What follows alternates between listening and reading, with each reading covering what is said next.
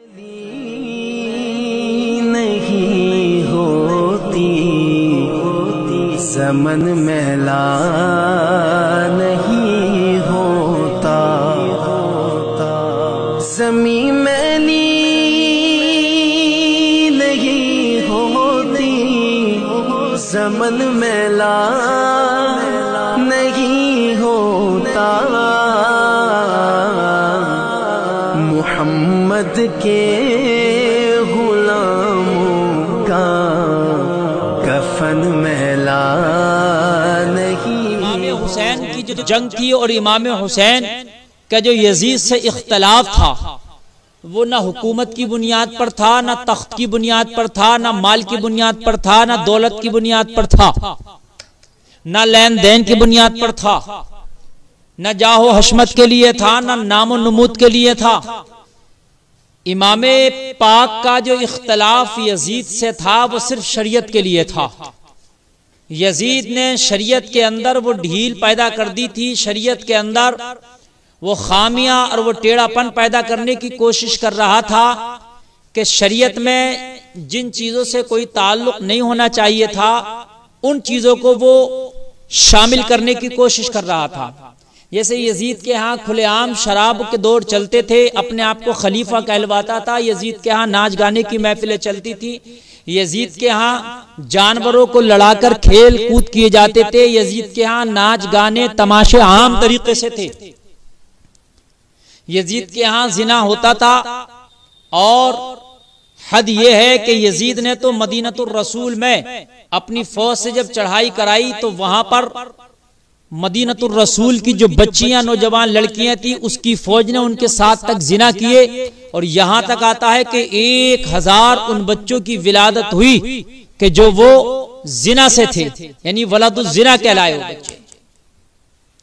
तो इख्तिलाफ था शरीयत के मामले में इमाम हुसैन का, और वही चीज हम अपने अंदर ले आए और हुसैनी होने का आलम बुलंद करें और हम अपने आप को हुसैनी बताएं कि हम हुसैनी हैं, लेकिन खेल हमारे अंदर है, कूद हमारे अंदर है, बेपर्दगी हमारे अंदर है, शराब हमारे अंदर है, जिना हमारे अंदर है, ढोल तमाशे हमारे अंदर हैं, बाजे गाजे हमारे अंदर हैं,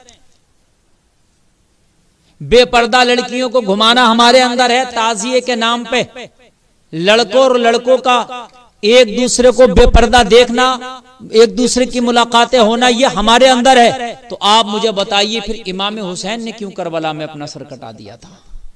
इमाम हुसैन को क्या जरूरत पड़ी थी कि यजीद की मुखालफत करने लग गए थे? कोई मैंड का झगड़ा नहीं था इमाम हुसैन का कि इमाम हुसैन का खेत यजीद के खेत में बराबर में आ गया था, यजीद ने मैंड काट ली तो झगड़ा मैंड का हो गया। इमाम पाक मदीनतुर रसूल में रहते थे, ये शाम में रहता था।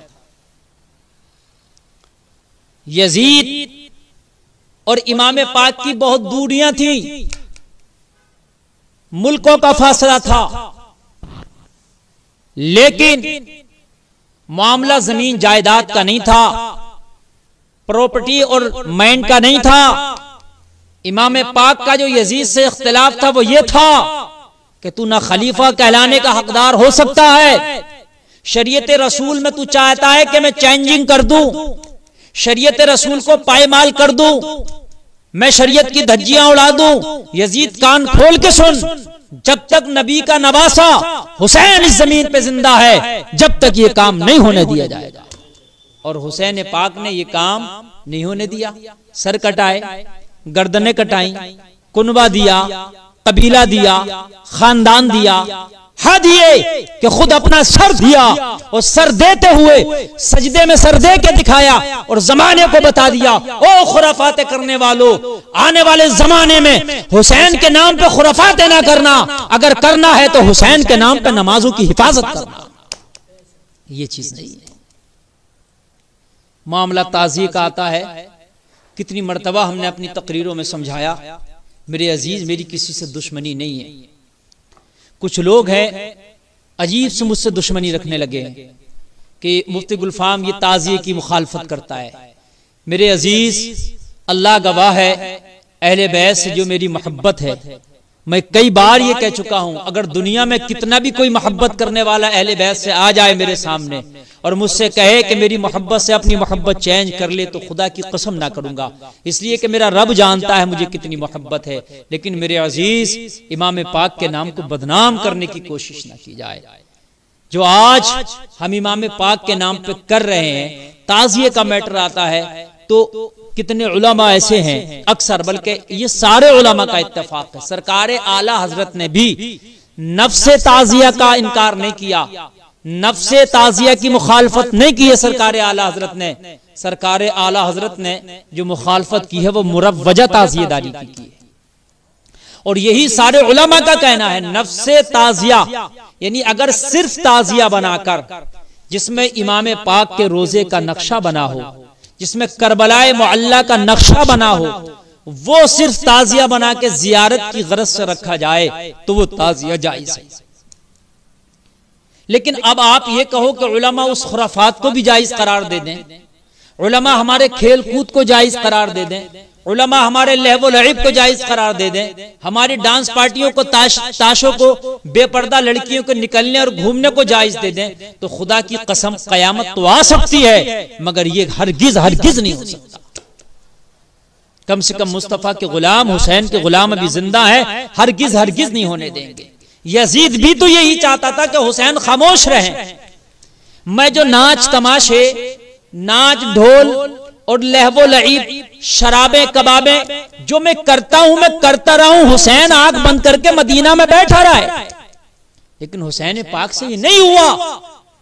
कल हुसैन ने मदीना में आंख बंद करके नहीं बैठे, यजीद जो कर रहा था हुसैन ने उसको स्टॉप कराया, उसको रोका, उसके तमाम खुराफातों को बंद कराया, मुखालफत की उसके लिए अगरचे अपनी जान की कुर्बानी देना पड़ी। वही तो आज हमारा कहना है।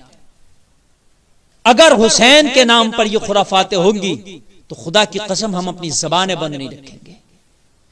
जब तक दम में दम है, जान में जान है, बोलते रहेंगे।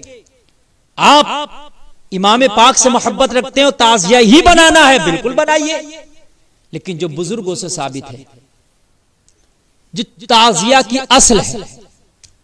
बहुत से लोग कहते हैं कि भाई ताज़िया में अजमेर शरीफ को हमने बना दिया, अजमेर शरीफ का गुंबद, तो क्या गलती कर ली, कोई तो कोई खराब चीज नहीं है। अरे भाई खराब नहीं है, अजमेर शरीफ से भी हम मोहब्बत करते हैं, बगदाद शरीफ से भी हमारी मोहब्बत है, कलिया शरीफ से भी हमारी मोहब्बत है, किचोछा से भी हमारी मोहब्बत है, बदायूं पीलीभीत से भी मोहब्बत है, बिलग्राम और कालपी से भी मोहब्बत है, महरेरा मुताहरा से भी मोहब्बत है, और तमाम खानकाहों से, तमाम बुजुर्गों से हमारी मोहब्बत है। लेकिन हकीकत यह है कि जब किसी गिलास में शरबत हो तो शरबत ही होना चाहिए, अगर किसी में दूध हो तो दूध ही होना चाहिए। फिर क्यों दूध में पानी की मुखालफत की जाती है? क्या पानी हराम चीज है? क्या पानी नाजायज है?